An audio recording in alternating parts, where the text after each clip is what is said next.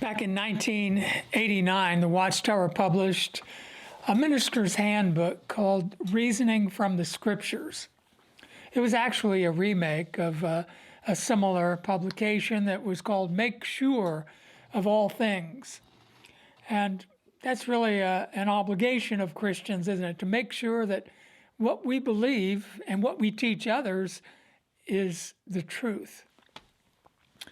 In this reasoning publication, it's broken down into various subjects. It's designed for Jehovah's Witnesses to use in their ministry to help them converse with people of different beliefs and religious backgrounds and so forth. But I wanted to reason with Jehovah's Witnesses on a particular topic, and that is the topic of the last days. That's a topic in the reasoning book here.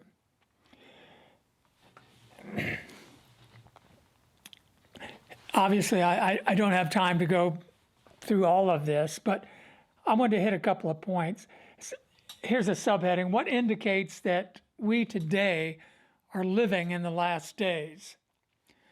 As you know, the Watchtower claims that the last days began in 1914 and so on.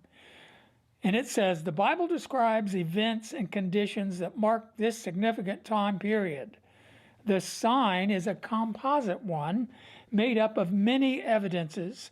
Thus, its fulfillment requires that all aspects of the sign be clearly in evidence during one generation. The various aspects of the sign are recorded at Matthew chapters 24, 25, Mark chapter 13, Luke chapter 21.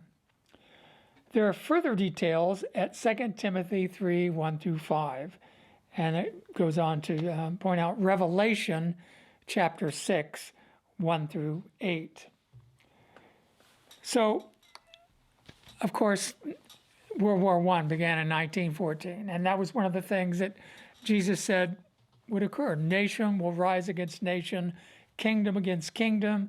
And then he went on to say there will be food shortages and pestilences, great earthquakes. And he went on to foretell an outbreak of persecution and Christians being rounded up.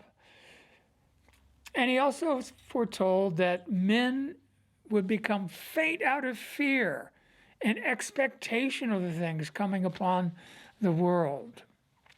Scary times, right?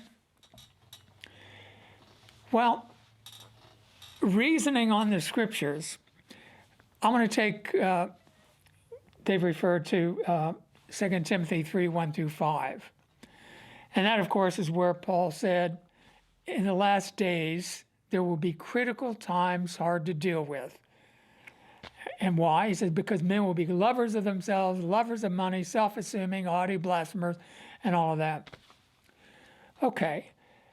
But if we read that passage carefully, Paul didn't say that men will become such over a period of the last days.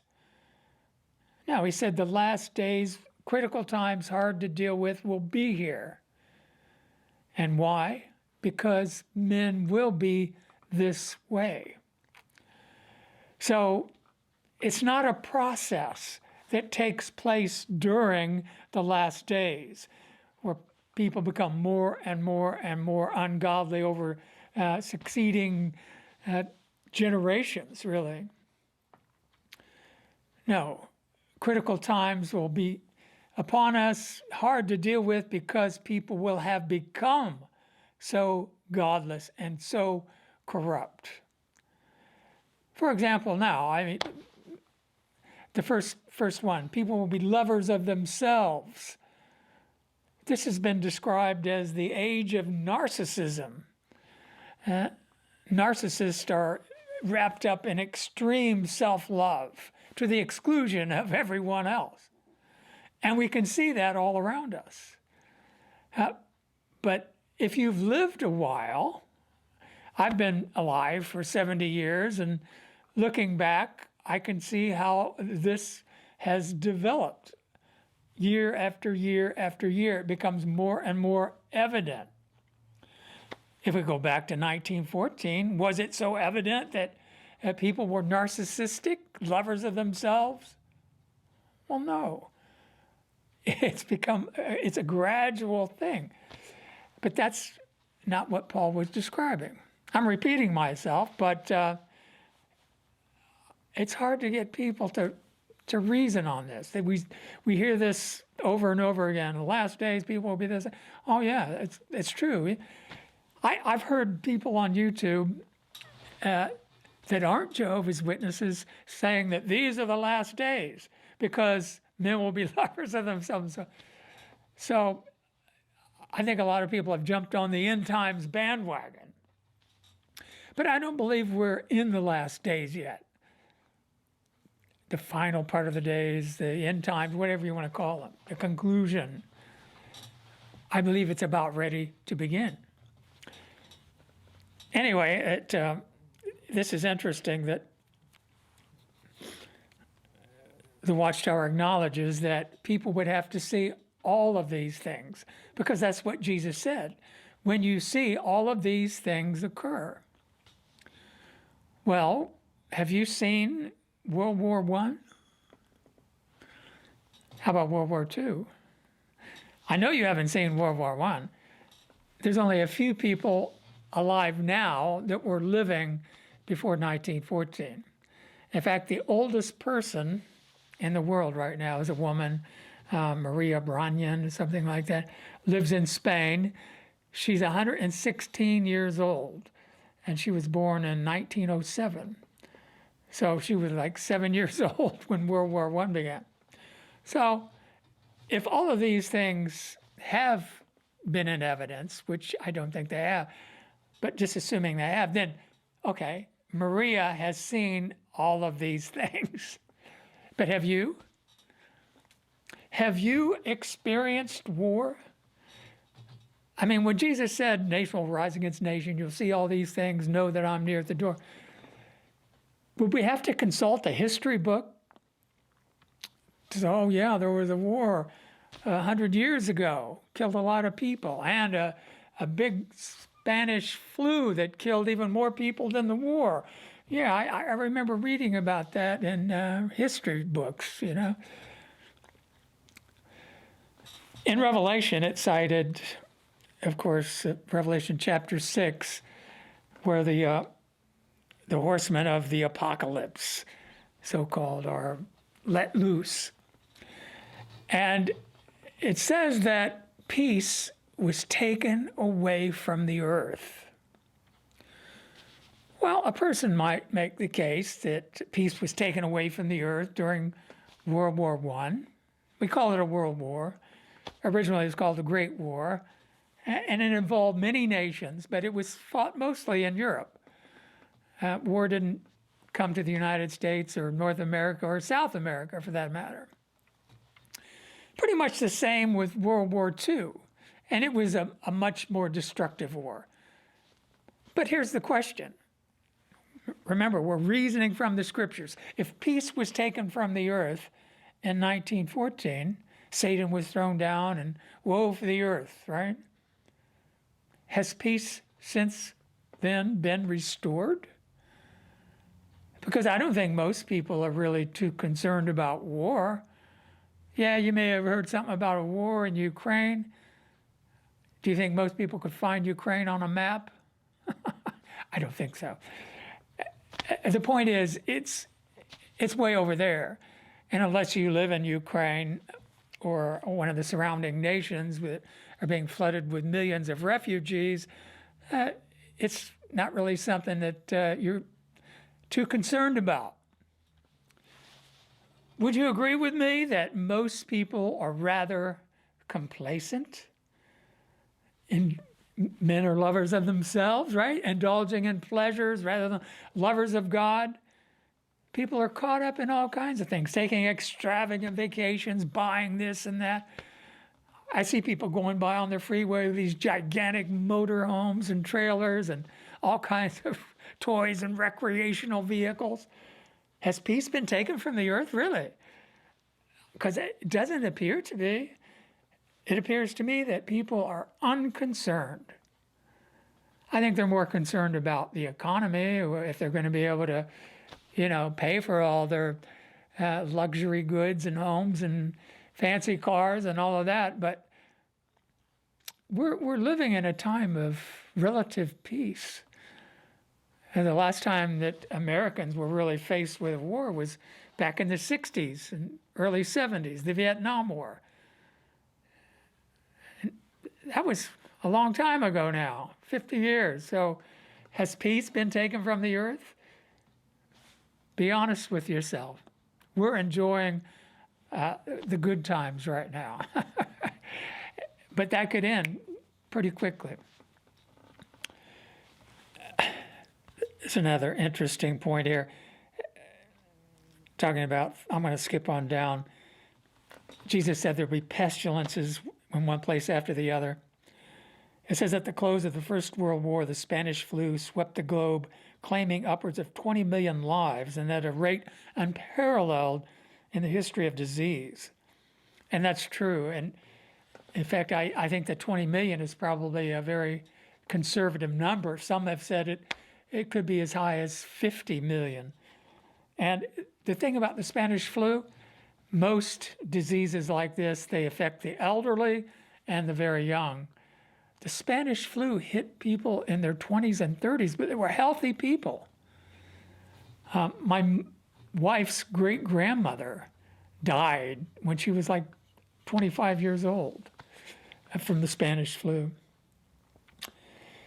Okay, so that was horrific. But now, listen to this. Despite advances in medical science, a heavy death toll is exacted every year by cancer, heart disease, sexually transmitted diseases, multiple sclerosis, malaria, river blindness, and Chagas disease. I want you to do something. If you're in front of your computer, right? Check out what's the definition of pestilence. See what the dictionary definition of pestilence is.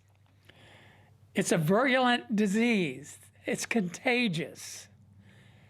Is cancer contagious? Is heart disease contagious? Are sexually transmitted diseases contagious? No, they're easily avoided. Don't have sex with an infected person, right? Multiple sclerosis, malaria. You can't catch malaria from another person unless you transfuse their blood. So, is the Watchtower being honest? Yes, the Spanish flu was a pestilence. It was very contagious. But none of these other things the Watchtower list are classified as pestilence. And they know that. But they realize that, hey, it's been a long time since the Spanish flu. And of course, COVID-19 was kind of like a godsend for them, because they can say, see, there's a fulfilling prophecy. But I can't say too much about it, but COVID was contagious, but it wasn't nearly as lethal as we were led to believe. And a lot of the people that perished didn't really perish from COVID. And I'll leave it at that, because I can't get another YouTube strike or I get deplatformed. So, reasoning from the scriptures and understanding the meaning of the word pestilence, we have to realize that the Watchtower's not being honest. Well, here's another fallacy. The good news of the kingdom will be preached in all the inhabited earth for a witness. Friends, the good news is not preached during the last days. In Mark, Jesus said, and the good news must be preached first. First, before the persecution, before brothers turn brothers in to be put to death and all of that. We haven't seen that. So the good news is being preached right now. But when the time of the end commences, that's it. I've talked about this, written about it quite a bit, but I'm just going over these things by way of review. Right? Okay.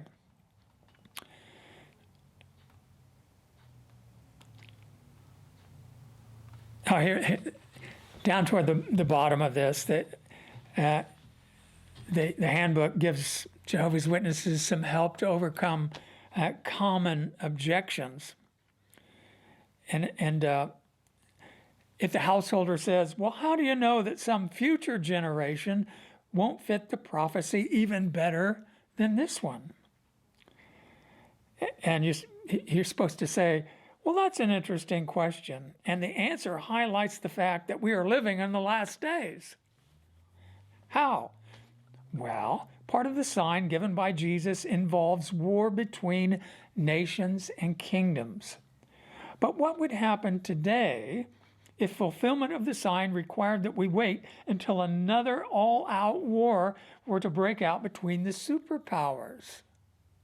Like what's happening right now? Yeah. See, that can't happen. Why? Such a war would leave few, if any, survivors. So, you see, God's purpose that there be survivors indicates that we are now very close to the end of the old system. You know, Jehovah's Witnesses don't understand, really, the difference between the Great Tribulation and Armageddon. They kind of mush them together and blur them. The Great Tribulation goes into Armageddon, and, well, does it?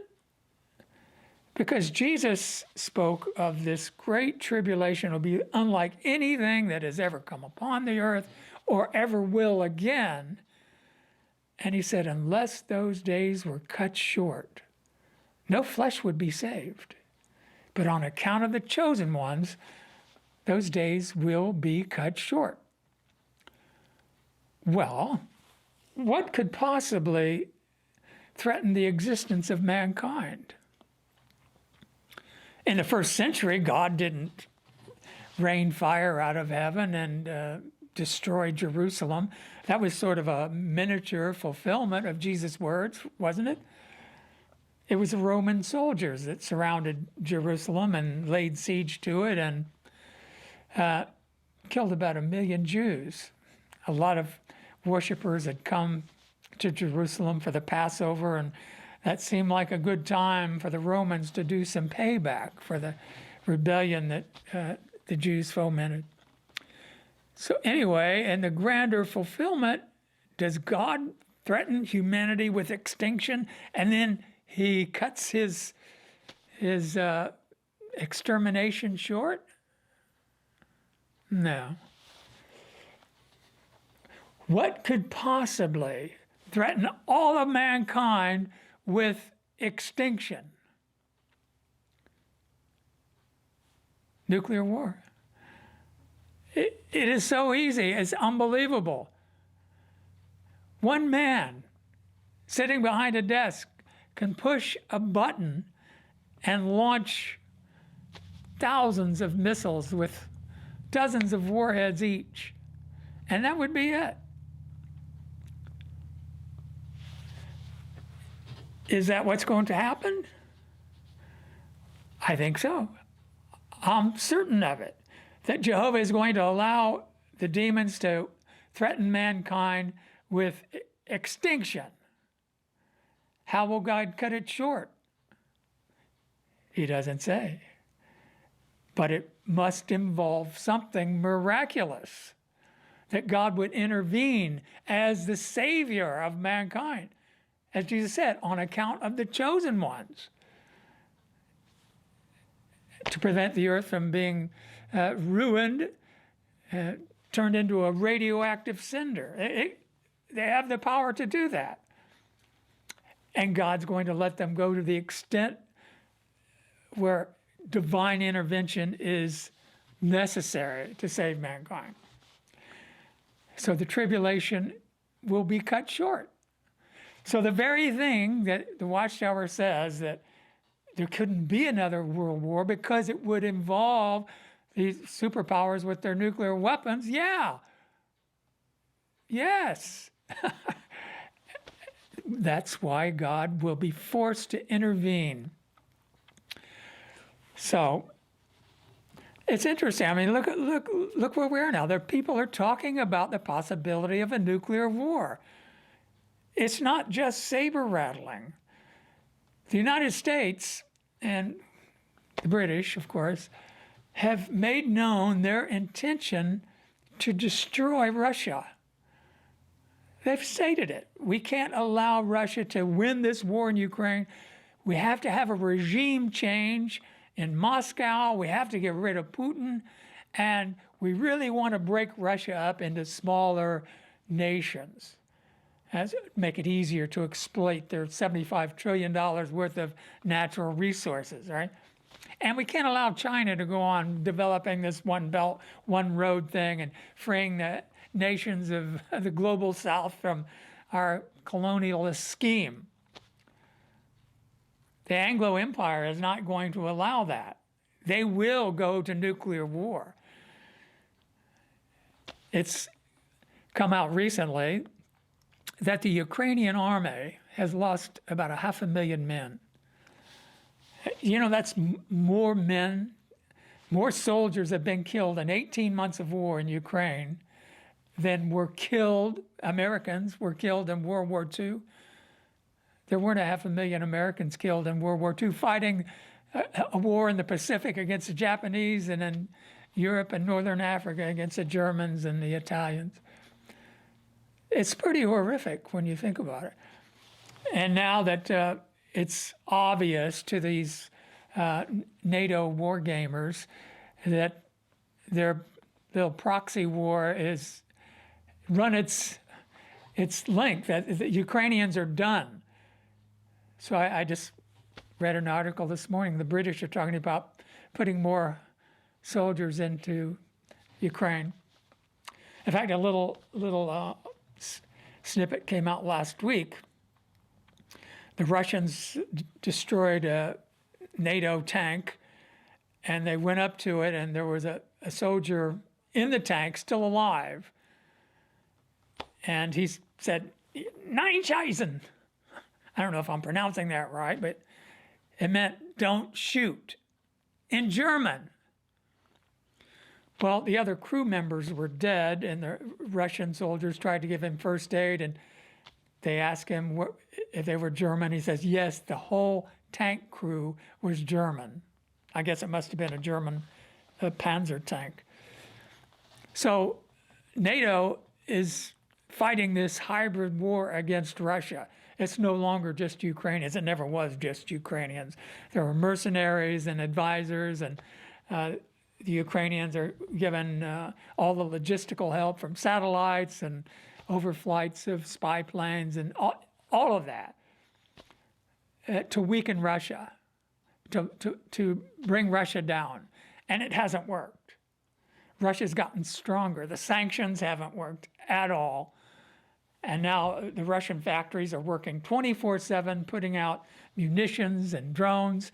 And Putin just announced a couple of weeks ago that they have weapons based upon newly discovered scientific principles. So not just bombs and missiles. They already have hypersonics. And they already have radio jamming techniques. Some years ago, it was a NATO warship, I think it was British, or maybe American. It was in the Black Sea, and a Russian jet flew over, sent a radio jamming wave, and it totally disabled the ship. Quite embarrassing. They were just dead in the water. No engine, no anything. And the crippled ship had to be towed to port. So that's the kind of technology that existed. That was back maybe 10 years ago.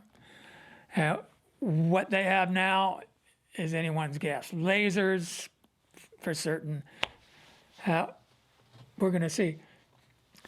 Another thing, I won't read it, but have we really seen all of these things?